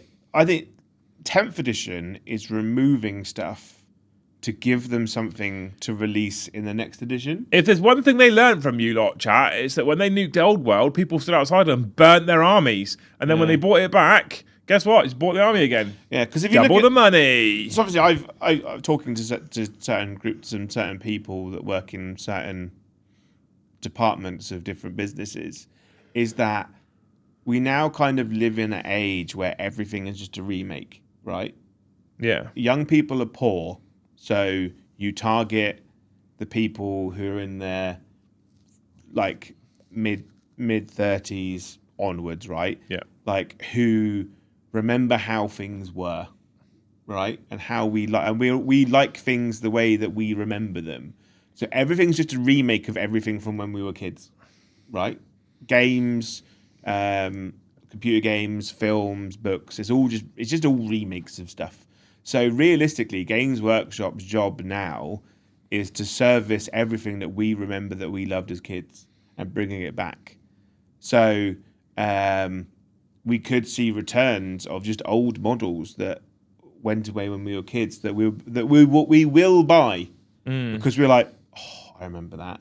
Like I mentioned him the other day, like Veteran Sergeant Nanam, who was a scout sergeant in Dark Angels. When you think about the, I don't know if they did it the last couple of releases, but when I think specifically about the Crimson Slaughter, Dark Angels box set that came out in 7th, 6th, whenever it was. It was 6th. It was 6th and 7th. It was in both. They also used to have, remember, they used to have names with backstory and lore. Yeah. They don't do that anymore, do they? No. Do you not think that's a shame? I feel like to put some lore behind the Space Marine captain and Leviathan, and put some lore behind the character. Like it doesn't take a lot of effort. So someone says like, so more time's coming back. I would put money on more time coming back in the next 3 years. I would, if I was a betting man, I would have put money on Battlefleet Gothic coming back. Battlefleet Gothic, like Battlefleet Gothic, Space Hulk, more time, all coming back. Right? Oh, you reckon? I reckon it's all coming back. Because Games Workshop's just like, oh, you want it? You're going to buy it. We know you're going to buy it because it doesn't matter how much we increase our prices. You're going to keep buying stuff because you're all lunatics and you're addicted to this crack. You should give to us instead. Right? They're like, you're going to buy it. So like Space Hulk will come. It's all going to come back, right? Because so obviously there's talk about obviously the Scouring book coming out, right? What does the Scouring mean in terms of like Games Workshop selling products? They'll release a Scouring game, right? That means Firstborn Space Marines will come back. So all those Firstborn Space Marines that you sold, and Ben, you all complain that you all love Firstborn, you want them to come back. They'll be like, cool, here's a game system where you can play with all those Firstborn. And you'll be like, damn it, they've done exactly what I wanted them to do. Yeah. And I think we'll see all of it come back because Games Workshop know that we're just frothing lunatics that want it. Yeah.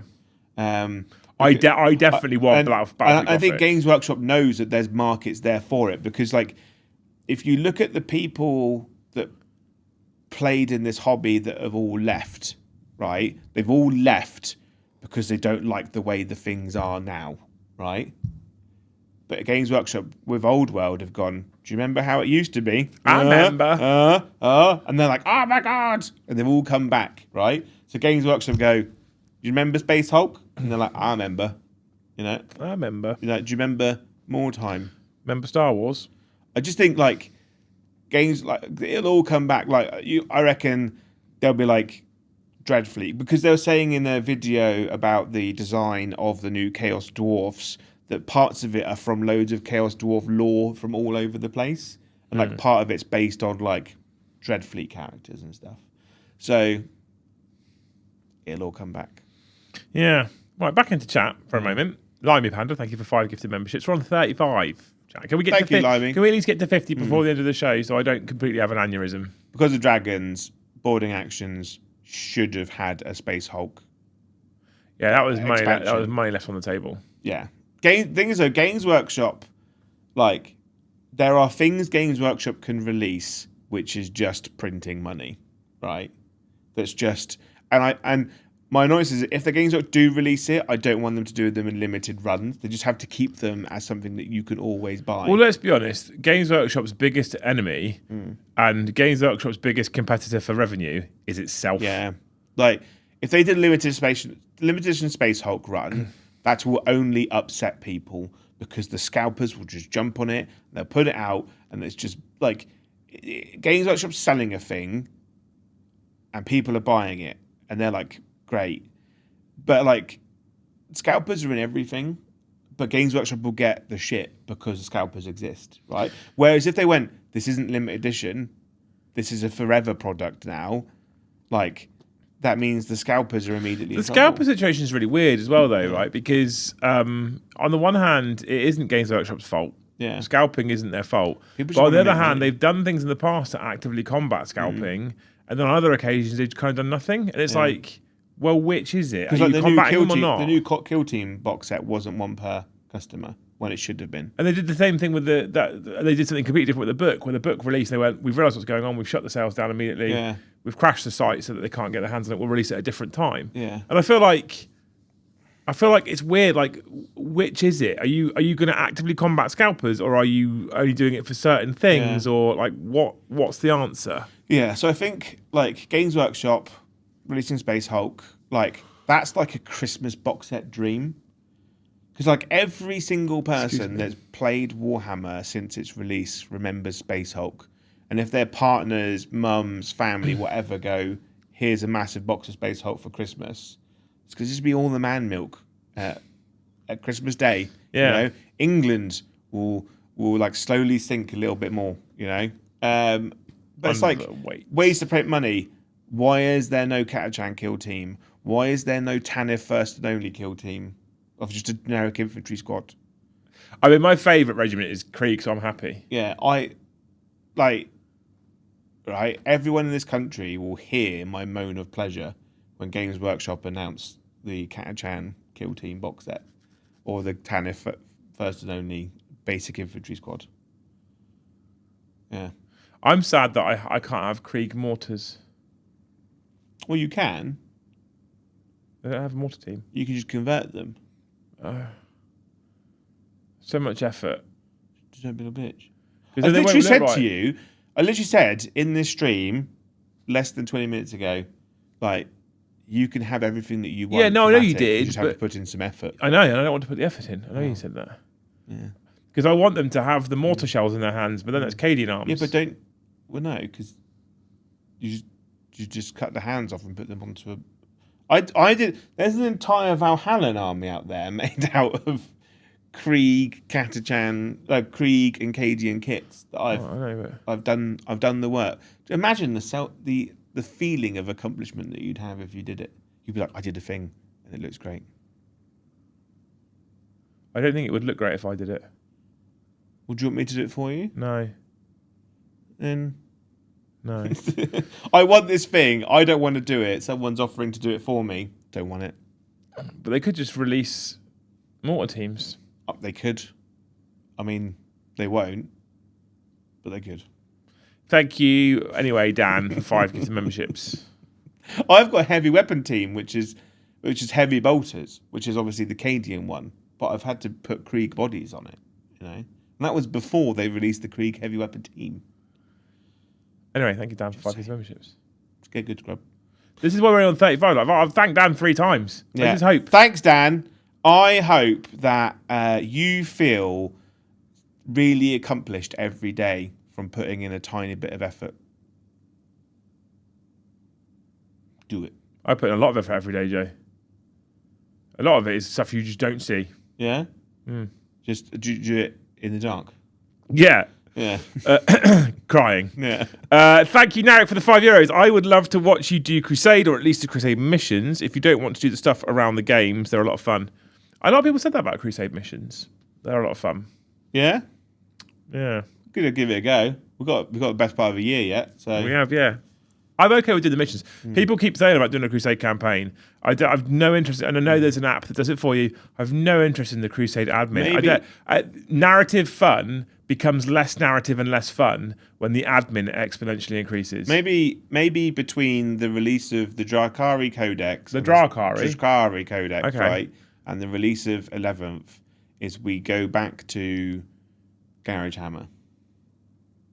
In the sense that we don't do competitive terrain layouts anymore, right? Apart from this, I feel like we do the competitive terrain layouts for only top down, because obviously, like, it's easier to record. Like narrative terrain tables don't really come across on. I love top down.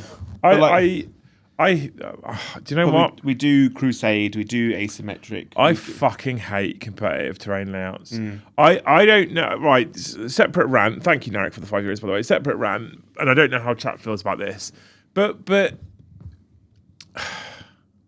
and I'm going to caveat it, right? I'm going to wrap it up in a caveat as well. In terms of playing games of 40k, I actually don't hate the rule set right now. I think the rule set's okay. It's disjointed all over the place in terms of how it's presented to you, but in terms of how it functions on the tabletop, I actually don't hate it. It's okay. I've played worse. I also think I've played better, but I've definitely played worse.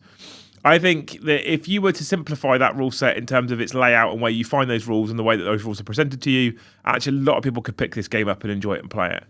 But what's become... I was kind of doing a bit of searching online the other day because obviously content struggling, we can't seem to hit members goal frequently, etc.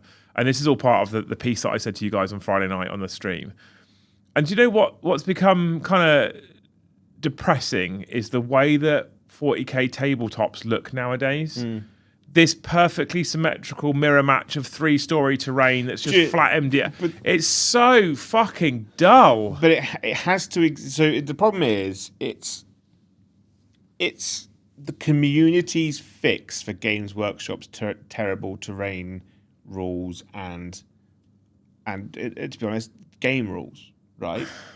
The game functions best with those terrain layouts, because if you have less terrain on the table, the game doesn't function because shooting armies are way too powerful, right? And combat armies can't get there fast enough. It's just fucking dull, though, basically, Joe. It is dull. So what I think we do is, after the release of the Drukhari Codex, right, on the lead up to 9th, we do fun boards, but we only do Highlander. Ooh. Right? Because it removes overly consistent units from the game, because you're only going to have one. But it also encourages using units that we don't normally use. I'd also be okay with like trying different things, so doing Highlander, but also trying like old combined arms attachments and stuff like that. Yeah, and we'd have to come to an agreement where a unit fits. Yeah. So does it fit in fast attack or elite? I think for the most part we have history. I think we know. I think we. Yeah, for the most part we have history that would give us the answer. Yeah. But there would be some grey areas. I think like top down's great for competitive. I think on there we go only Highlander for the rest of the edition, which chills out a lot of armies and it makes the game a bit more playable. It does cause some problems for example, Emperor's Children, to some degree World Eaters, Votan. Votan's not so much a problem, I don't think, anymore. But Emperor's Children can do it. You have to take Fulgrim every time. But Fulgrim might be better in a situation where people have less of more consistent units. Because you go... Actually, no, Emperor's Children are fine. So you've got Fulgrim, Lucius, Lord Cacophonist, Lord Exultant, Demon Prince on foot, Demon Prince with wings. You've got 2 infantry units that you can double up. Because you could take 2 of a battle line unit in Highlander. But you have to have 1 of each battle line unit before you duplicate. Then you've got Noise Marines, you have Terminators, plus you have all the demons. I think if you go armies like Emperor's Children, World Eaters, Death Guard, and so on, I think you allow demons in any detachment. Right? Maybe. I think Emperor's Children could make 2,000 points without having demons in anyway. I love the idea of doing some Highlander games. I don't know if we do it for every single one, but because I like the idea of also just putting other narrative restrictions in, so not being like back to taking 12 captains. Maybe we split it. So Tuesdays is Highlander night. You know, because there can only be one. You know, only one day a week, and then Thursdays is restricted access. You know, so you're running Blood Angels. You can't take heavy support. Maybe we put it out to community. Maybe we make it a Discord thing. You go, what army slot can't you take? So you can't take fast attack this game. You go, this game you can't take heavy support. This game you can't take elites, you know? Or you go, your army must be 1,000 points of battle line. And this is where, you know, I love the idea of you can't take fast attack, but we would have to collectively agree on what's what. So Sandguard. Yeah. Fast attack or elite? Elite. Yeah. And I agree with you. Vanguard, so as long as we get that out there now. Vanguard vets, elite, jump back intercessors, fast attack. You know? And I think like we probably go this Thursday, so we probably decide the week before. So you put it up on you put it up on like a Friday morning. You go next Thursday, Joe and Paddy are playing a game. Paddy's running Blood Angels. Joe's running Tyranids, right? You go... What can't Paddy take? What can't Joe take? What slot can't they take? Or we go random rules. We have like a thing like, do we go characters only? Or characters with command squads only, you know? Or do you go like, your army needs to be 1,000 points minimum of battle line, Yeah. Or I think like For stuff like that. For some of our armies, you'd have a lot of painting to do to make that. We'd have a lot of painting to do, but I think we also have a lot of stuff to fill the slots. Yeah. And we could borrow stuff. It doesn't mean like, so for instance, like you could take like World Eaters, right? You could do 1,000 points of battle line because you still have access to demons. It does mean you have to do a detachment, or you go between now and 11th edition. You could only use your Codex / supplement detachments. So Dark Angels can only use Dark Angel detachments. And obviously it limits Space Marines specifically. Yeah, we'll have a play. Yeah, or you go, here's a month of Grotmus detachments. We can only use Grotmus detachments, kind of thing. We'll have a play. I've got some ideas. Yeah. It could be fun. Just Jupiter, thank you for the $2. Would love a new Vect and a large Covens monster. I would love a Vect. How would you have him there? Would you have him on his own? Would you have? I'd have him on his big boat. Would you? Yeah, because Drukhari is seriously lacking a centerpiece model. Yeah, they are. The Tantalus is forward, isn't it? The Tantalus, it doesn't exist anymore. Does it not? No, it went to Legends. So a Tantalus, I would love it. Like if you get Vect on foot, then I'd like to have him on like a base size, the size of Helbrecht. Yeah. A really big base. He's an absolute powerhouse unit. He's terrifying to go up against. But a centerpiece model is a Tantalus or some kind of giant monster, right? In the Fabius Bile book, there's an Archon who lives in a tower built by him, a homunculus, and Fabius Bile, and it's all made out of flesh. And there's a bit where basically it just gets up and starts walking because it's got massive legs made from people and monsters. So there's no reason why there can't be just like a giant, like, Redemptor-sized man-bear pig, you know? Would you like that, would you? That'd be amazing. Yeah. If you look at the Skaven range, right? That's just like that's got like the Brood Horror, which is that giant rat king of just rats just mooshed together. Just do it for homunculus, Kevin. I'd love to see a Vect model. I would. I wonder if it would be cool to do something like Canis Rex. Yeah. Dave goes, Emperor's Children can get to 2,500 points with no duplicates and no demon. But what, like if you do it like Canis Rex, have a vehicle, and then when it dies, little man pops out. Yeah. Little goober. Yeah, that'd be cool.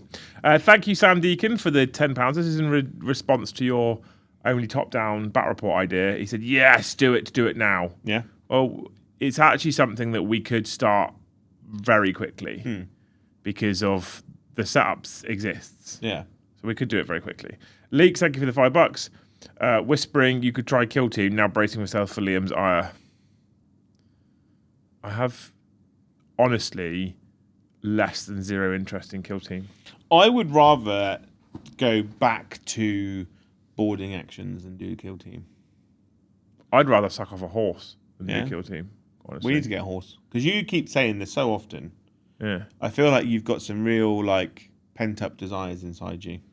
Thank you, Jill, Sam, Zodiac, Stefan, and Evan, all for the one gifted memberships. You're all amazing people. Thank you. We appreciate you. And thank you, Tank the Unknowing, for the 5 gifted memberships. Thank you, Tank. I hope that you come here and we all go to Bovington Tank Museum. I want to do that as a Fanes Day. Okay. So do I. Like, just go to Bovington Tank Museum. Okay. But with the Fanes. They've got like they always have like they've got like a big like convention room you can hire out. I like the idea we could go there and play games one day In the Tank Museum? in the Tank Museum, and then the next day, or day one, we go and look around at all the tanks, and then day two, we just have games of Warhammer. I would at have the Tank to. Museum. I would have to just take. I would have to then be Only tanks. Astra Militarum only tanks. Yeah. Cool. We just have games of tank war. Thank you anyway, Tank, for the 5 gifted. Sorry, yeah, it is Tank for the 5 gifted. You're amazing. All I need now is 13 of you to give 5, and we're good. No, I'm not asking a lot, am I, Joe? 13 people to give 5. No. Is that reasonable? Or like 10 of you do 50? That'd also be great. Thank you, Jacob, for the $2. New army, Liam? Question mark. Got to be agents, surely. I thought about this after I said White Scars. I do really want to do an Agent of the Imperium Army. Because it's just converting small Space Marines. This is not something financially I can get behind. I know, you don't have to. But I want to do it. I could do it on my own time. I've got one Death Watch kill team. I just need 2 more. And then I've got a Corvus. I've got all the characters. I've got a bunch of Inquisitors, you know. I just need some like rhinos. Oh, can you imagine? It sounds awful to me, I'll be honest. But it's not an army. The thing is, though, it's not an army you play to win. It's an army that you play to have like a cool narrative game. Just to get army to have fun with. It still sounds awful to me. It doesn't sound appealing at all. And it's fun from conception, building and painting and converting, and then playing the game. Tank, thank you for the $5. Primarily play Dark Angels with World Eaters second and some Chaos Knights, Nids and Necrons, but Black Library has a lot to answer for as interested in doing a full convert Carcharodons. Just wait until Games Workshop releases Mark 5 armor. Why? And then Joe's Carcharodon Force enters play. Do you know, like, I reckon about 4 or 5 times I've wanted to make my own custom Space Marine chapter. Yeah. I thought it sounds really cool. And I very quickly just get bored. So for me, Carcharodons are convenient for me because they are a successor chapter of Raven Guard, right? And Mark 5 power armor is knobbly bobbly power armor, which Carcharodons are famous for, right? So the Games Workshop will literally release a box set of knobbly bobbly heads and shoulder pads, and you just put them on Primaris Marines, and it'd be glorious. And then then you get power axes and chain axes. Yeah. Roland Bain, thank you for the red one. A red one. Red one. I did thank him for this earlier. This is for the Land Raider. Thank you. Love you long time. Thank you so much, man. You're a hero. Land Raider Redeemer. Brandon Lagasse. Lagasse. Thank you for the 5 gifteds. Thank you, Brandon. We've got 10 to go to get to halfway. You can do it, chat. You can do it. I hope someone gives you a box freezer filled with lamb, pork, beef. Just big prime cuts of meat. You can just gobble for a month. I'm into it. Do you think you and Paddy can do 160 members tonight to catch up for the day? Maybe. Is Paddy going to have fun? I mean, Paddy will be the only one at the table having fun. Although I do have plans for a good Imperial Fist list. Thank you, Leaks, for the $5. 40th anniversary of 40k in 2 years. If you can think of it, they'll be re-releasing it. Prepare for Games Workshop to milk us all dry, guys and girls. Yeah, after the next 20th fucking price increase. I have lost all faith in Games Workshop doing anything for anniversaries. Alright. I just have, because every time there's an anniversary, it's always shit. It's not that bad.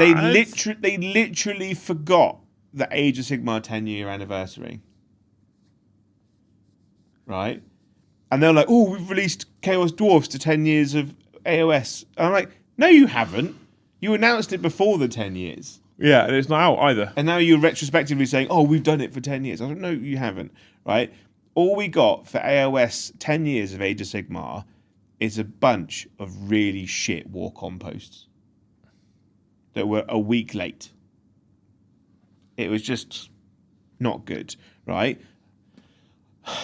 The last anniversary model, which was 35 years of 40k, right? 35 years. Do you know what we got? A really shit Votan model. Just the one holding a shield. The one with the hammer and the shield. Didn't even get rules. Awful. Right? When they could have released Barnyard's Revenge as a 35-year anniversary model, because that is a peak model, right? It's just like to do that.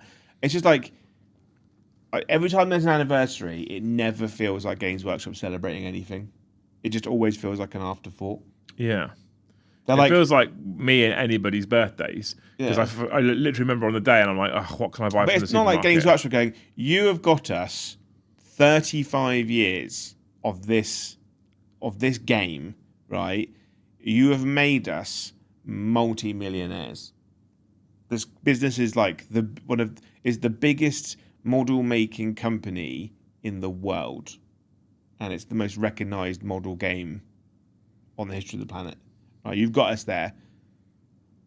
I suppose you could have some Warcom articles saying thank you. I just think like if it's 40 years, if they don't go all out, I think considering how much money they've made. 40 years of 40k, I don't know if they will. I'm not sure. 40 years of 40k, that they go. Like I said, they're like me when it's anybody's birthday. And I'm like, oh, shit, I forgot. What can I pick up from the supermarket? It's literally 40-40. 40 years of 40k. If they don't go, here's Battlefleet Gothic, here's Space Hulk, here's an anniversary statue. I think if they release, I categorically don't want this to be the case. Yeah. But I think if they release Battlefield Gothic, they release it in the 30k era. If they do, they shit the bed. I agree with you. But like they did with Legions Imperialis, I think it's the same with Legions Imperialis. I think they shit the bed. Legion Imperialis has failed because it's not 40k. Because it's fucking 30k. Yeah. And I don't have a problem with Heresy. I like the Heresy game. I like the Heresy narrative. But when you have when your best-selling game on the market is Warhammer 40k, and part of the reason why it's your best-selling game is because of diversification of factions, and then you release a new game and you continuously base it on fucking 30k, you go, hey, Eldar, Tyrannid, Necron, Drukhari, Votan players, nothing for you. Do you know what they released? And more, obviously. Do you know what Games Workshop released for 40 years of 40k? An Emperor model. Doesn't have to have rules. A literal model of the Emperor, either in full golden regalia, right? Why is there not someone in a chair? Why is there not someone at Warhammer World in head office when they come up with these, like, we're going to release Legions Imperialis? It's like, oh, epic. Okay, so what's the deal? What 40k? Like, what factions? Oh no, we're going to do it. Why is there not someone just going slap stupid cunt? Why does that not happen? How is there as a multi-billion-pound FTSE 100 company still making flat fucking retarded decisions in 2025? I think it's the opposite way around. I reckon someone high up's gone, I want to do Epic, right? And someone's go, we do it for 40k, we do it for all factions, and they go, no, it won't sell, do it as Horus Heresy. Then that person should have been sacked by now. Yeah, I think it's the wrong way round. I think the people because the people that work for Games Workshop love working for Games Workshop. They're there because they want to work in their hobby, right? If you look at the people that work in the stores, and the people in the design teams, Games Workshop have hired them and they pay them fuck all because they know those people just want to be there. Because they love the hobby. Because they love the products, they love the narrative, they love it, right? So they're the ideas people. The people above them are there because they're making bank, right? They don't care about, then they're the ones that go, but you've got an idea, I don't like that idea because I don't think it'll make me enough money. I don't want to invest in it. So Seppi says because it makes money regardless and less options cost less produce. It does. Yeah. You're right. You're correct. But more options if it's successful. If you believe in your product and you do a good job, more options flat means you can make more money. There will be a break-off point where the process, the production cost is covered. And I've seen the markups on products that Games Workshop are selling for the Games Workshop RRP on their website compared to roughly what it costs.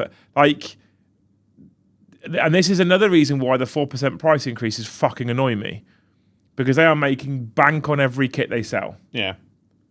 I just think it's dumb. I just think they continuously leave revenue on the table, and they do it probably because they're significantly risk averse.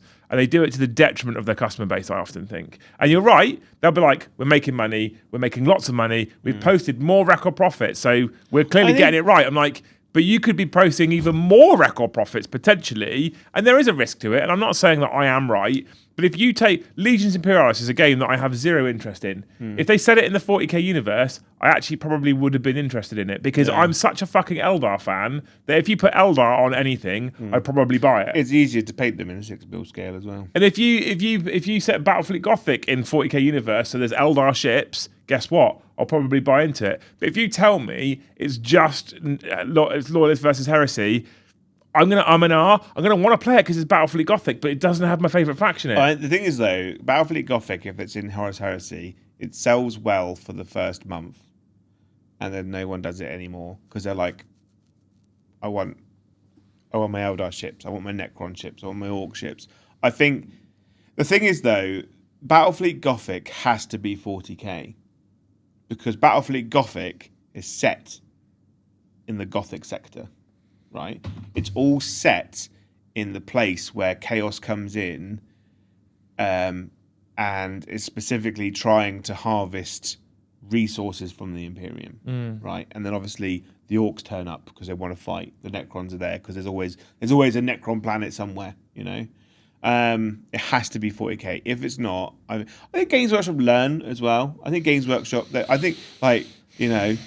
Workshop are smart. There are smart people that work for Games Workshop, and there are people that do learn. I think on occasion I see them learning. Yeah. But I think they are definitely a 2 steps forward, 1 step back kind of company. But we do know that Games Workshop is a vast ship that takes a long time to turn, right? And course adjust. Yeah, David's nailed it as well. 3 decades of raising prices ahead of inflation every year eventually starts to shrink your customer base dramatically. Yeah. Absolutely. Don't tell me that though, because I'm about to open a shop selling the products. Although I will be selling them a bit cheaper than Games Workshop costs, so you know. Nub, thank you for the $5. Liam, has the Space Wolf rules been underwhelming? Reason for the low appearance on Battle Reports? As a model range, they are up there as one of my favourites. I think the Space Wolf model range is utterly beautiful. As a rule set, I also don't think they're that bad. I don't think they're that bad. I think they're okay. And I want to run them again at some point in the near future.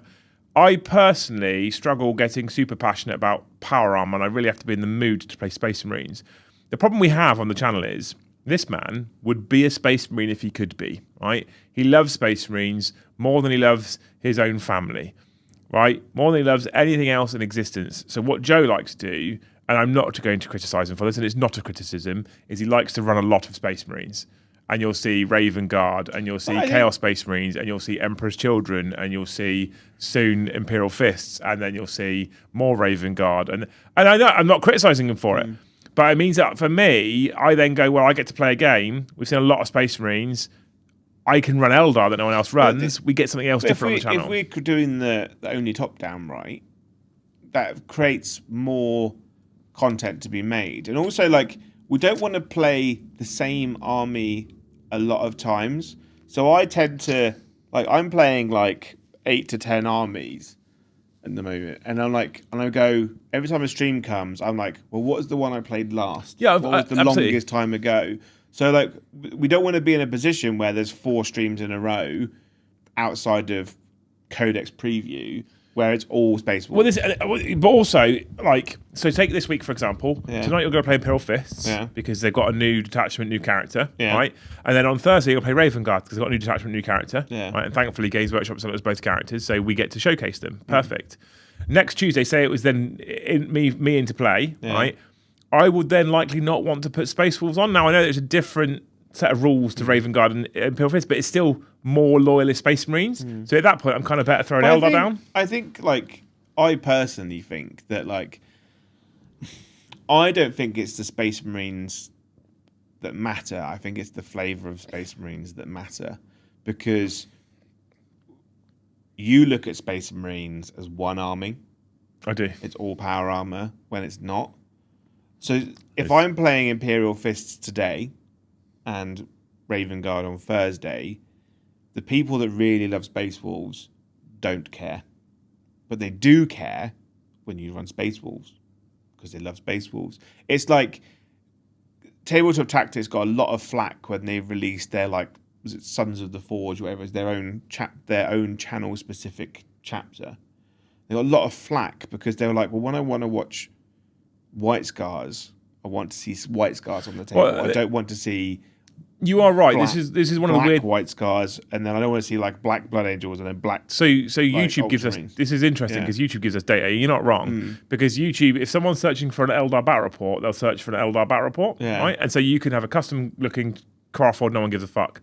If someone's searching for Chaos or Loyalist Space Marines, they don't search for Space Marine Battle Report. They search for chapter name Battle Report. Yeah, that's what happens. So I think. You have to think about individual Space Marine chapters as an individual army. I reckon, we could do every single Space Marine chapter, as in mainline supported ones by Games Workshop, every day of the week. And I think everyone would turn up because every single one plays differently, and that's why I've always said I want every single chapter that I build and paint to have a different play style, to function differently. When I do White Scars, there's going to be 12 to 18 bikes in every single list because that's White Scars. Yeah. Tom's turned up for a coffee. Tom? Yeah. Our Tom? Yeah. So, Now? Let's get through it. Bill Tong Boob, great name. Thank you for the $2. Defo calling eyebrows on you on the horse. No, you see, I didn't say I am or I'm going to. I said I'd rather. There's different. That's why you can't call eyebrows on it. But you say it every single time. It's not a threat if you don't do it. It's a phrase. It's not a threat. I'd rather isn't a threat. Yeah, but you're never in a situation where we go, we're going to play a kill team, and you go, I'd rather suck off a horse. It's like, well, we have the kill team stuff here. Yeah. Right? But just because I say no horse, just because I say I'd rather doesn't mean I'm going to do it. It's not a threat, is it? Yeah. It's not. That's not how threats work, Jay. If I put kill team on that table and I put a counter on the screen and be like, we're going live in an hour, right? It's either kill team you don't know how to do that, or this horse that I've pulled up the stairs, right? Well, that's not a position you're able to put me in, though. So it doesn't matter, does it? What if I got a gun? What if I had enough? It's not what how if I finally broken? The drugs have worn off, and we're in a situation where the cameras are on. Colton D, thank you for the 5 gifted memberships. Thank you, Colton. I hope that you have a stuffed crust pizza for dinner tonight. Nick says Liam Horsenosher has a bit of a ring to it. It is my Viking name. But the cheesy stuffed crust. Yeah. The concept of the tomato stuffed crust is bullshit in my eyes. I prefer the pepperoni stuffed crust, but anyway, that's me. Tony Winnick, thank you for 5 gifted memberships. Thank you, Tony. I hope that you learn to paint orange perfectly. Ooh, that's a strong one. And then Jack Allen came in, right, and he flopped his horse-sized cock out with 20 gifted memberships, Jay. 20. Thank you, Jack Allen. I hope that your favourite chapter of Space Marines gets an upgrades pro, like a decent one, like the Blood Angels and the Dark Angels have got. That means we got 65 in the end. Not as disastrous as I thought it was going to be. Yeah. But, so thank you, chat. Thank you. Especially thank you, Jack, for the 20 at the end there as well. You're all and Cray for the 10 at the start. You're all amazing. But thank you for everyone who gifted 5 or more. Yeah. It means that Joe and Paddy have only got to do 135 tonight, which is cool. Yeah. You could come and do a little dance behind us. If we got to 135, I would dance, and then we could shoot at your feet. You have to with what? Or I could get an old old man outfit with the accordion that you turn. No. Don't start talking about outfits, Joe. And then Paddy could dress like a monkey. Don't start talking about outfits the way that you are. Yeah. I've already done one. Got one more to go. You haven't done one. I have. That doesn't count. It does. No, it doesn't. Technically counts. No, it doesn't. It does. You put on a shit muscle shirt that didn't look like a muscle shirt and a mohawk that was the wrong colour. It doesn't count. Technically, not true. Because the Slayer's hair colour is whatever they want it to be. We ran a poll and the other week when this was the question, and I can tell you categorically, chat does not think it counts. Pixel didn't happen. I'm not seeing any pictures, so... Of what, the poll? Yeah. All right, we'll do it again then. Don't. Not a problem. I'll run a poll in Discord. 2,000 people in there. Yeah? Mm-hmm. Yeah. Just joined at the end. There's a 5 gifted membership late fee, just so you know. Yeah. Right. Anyway, talking about late fee, there is another stream this evening. So tonight at 7:30, there is a live game of Warhammer 40k. We've got brand new Imperial Knights Codex versus brand new Imperial Fist Detachment, a bit of loyalist on loyalist action, a random household that's gone rogue. Paddy's taking command of the Imperial Knights. Joe's running the Imperial Fist. Brand new Lysander is here as well, freshly painted up by the man himself. And if you follow Joe on Instagram, which is Subtle Joe on Instagram, you will have seen the painted model. It looks very, very pretty. That's tonight. Then tomorrow we've got the Warhammer show at 7:30. Thursday we've got another Liam and Joe hobby show, and we've got more 40k in the evening. Andy returns with his Necrons to take on Shan, and the Raven Guard. And then Friday at 9 o'clock we come back with After Dark and Mead. And if it's pissing down on Saturday, I might start building that Lego AT-AT. Yeah. And then just directly live feed it to you people and also to Joe to make him jealous. What am I doing on Saturday? Didn't even play as the Fire Slayers, I know. Yeah. I'm in pool on Saturday. Pool. Yeah, okay, cool. I think that's everything. Is that all for us? Should we go let Tom in and make him a nice coffee? Yeah. Yeah? Suppose. You're all amazing humans. Thank you so much for watching. Hopefully we'll see you tonight for the Liam and Joe show. For the live game of 40k. If not, hopefully we'll see you in the next one. Bye, one of time.